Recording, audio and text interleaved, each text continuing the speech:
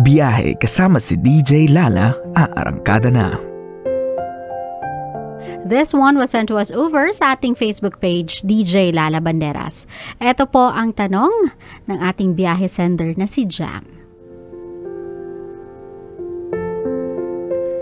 Hi po Ate Lala, may tanong lang po ako. Tama po bang naging desisyon ko para sa amin ng girlfriend ko? Pinakawalan ko siya. Iniwan ko siya para sa ikakaayos nila ng tatay ng anak niya. Tama po ba ang ginawa ko?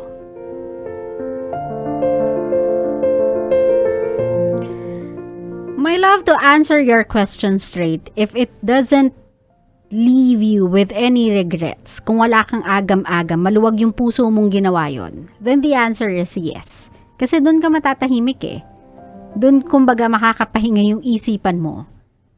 Alam mong wala kang sinira, alam mo wala kang intensyong saktan yung kahit sino, at alam mo kung saan at paano ilulugar yung sarili mo. Pero when it comes sa matters nila as a family, even if umalis ka, if both of them won't work together para maayos yung pamilya nila, either one of them ay nag-wave na ng white flag, even with your sacrifice, hindi sila magiging buong pamilya. Kasi that is not a light switch na pwede mong i-on and i-off whenever you feel like doing it. Hindi yun ganun eh. Meron silang unresolved matter even before you came into her life. Even before ka dumating sa buhay niya, meron na silang unresolved matter as husband and wife, as a family. So, yung ginawa mo, my love, it will affect her. It will affect that family. If yung gagawin mo, ang resulta ay realization for the girl. Don't get me wrong, Jam. You have the purest intentions. Pure yung intention mo. Tama yung ginawa mo. Pero yung resulta, that is not absolute. Hindi siya magiging guaranteed. Yun ang magiging result.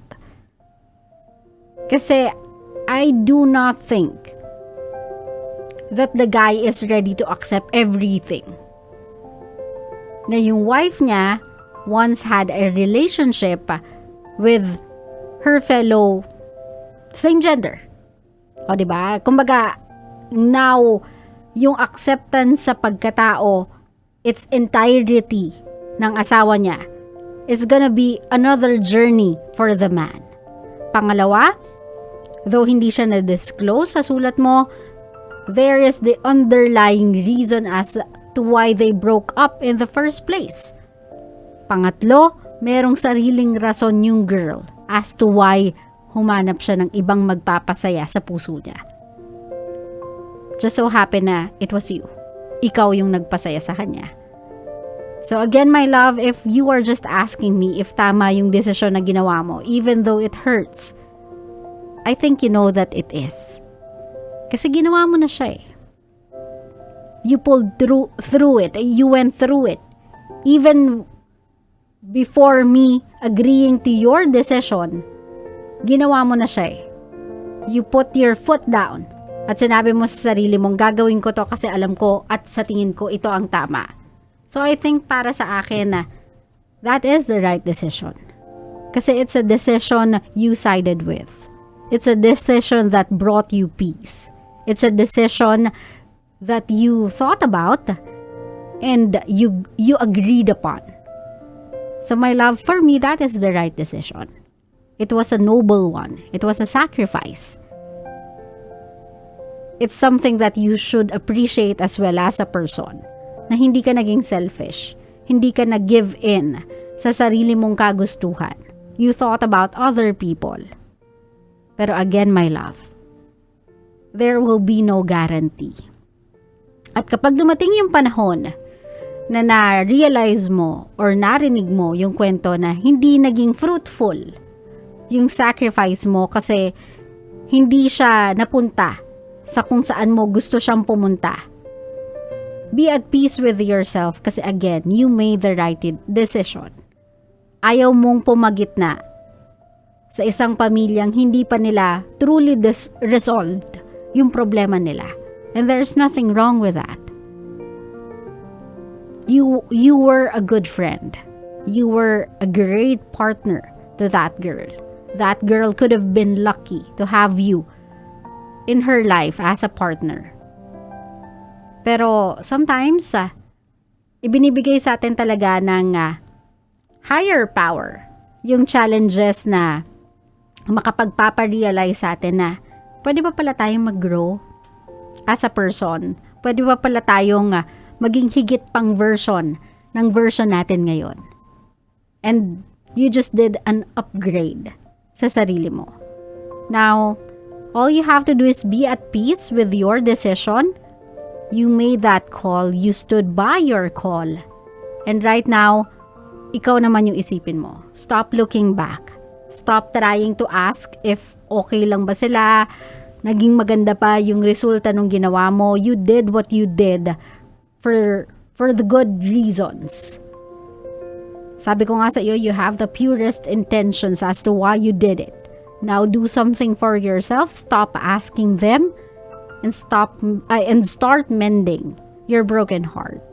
O diba? Parang it's time for you to have a life too. Create a new beginning for yourself. Hayaan mo na silang i-resolve yun on their own. Kapag si girl ay nag-chat sa'yo, nagparamdam sa'yo, seeking for comfort, seeking for advice, seeking to be with someone, say no. Stand by your decision. Even when it's difficult, kasi mahal mo talaga siya at nagkikare ka sa kanya, stand by your decision. Ngayon, kung wala na talaga sila at umabot ka sa punto na sigurado mo na sa sarili mong wala na sila and you will be okay sa idea na ikaw na yung magiging parte ng buhay nila, then maybe, just maybe, sa mga panahon na yon, you guys can be together. But as of the moment, I want you to think about yourself.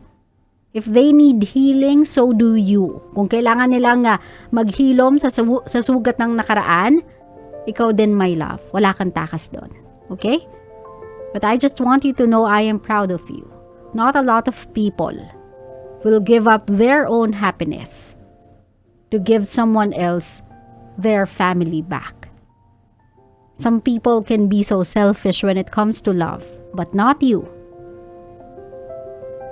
And for that reason, you should be proud of yourself too.